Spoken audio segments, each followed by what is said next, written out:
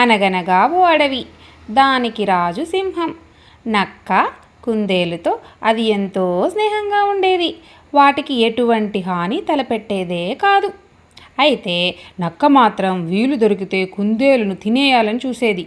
కానీ దానికి ఏదైనా కీడు తలపడితే తనను సింహం బతకనివ్వదని ఆగిపోయేది.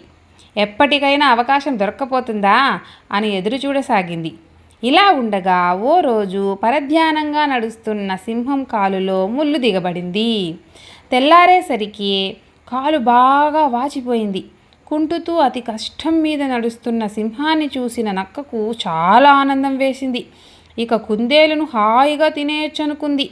ఇంతలో నక్కరాజా, మీరేం కంగారు పడొద్దు, మా స్నేహితులకు వైద్యం తెలుసు. కాలులో విరిగిన ముళ్ళును తీయడంలో వారిని మించిన వారు లేరు. వారంతా ఇక్కడికి కొద్ది దూరంలోనే ఉన్నారు.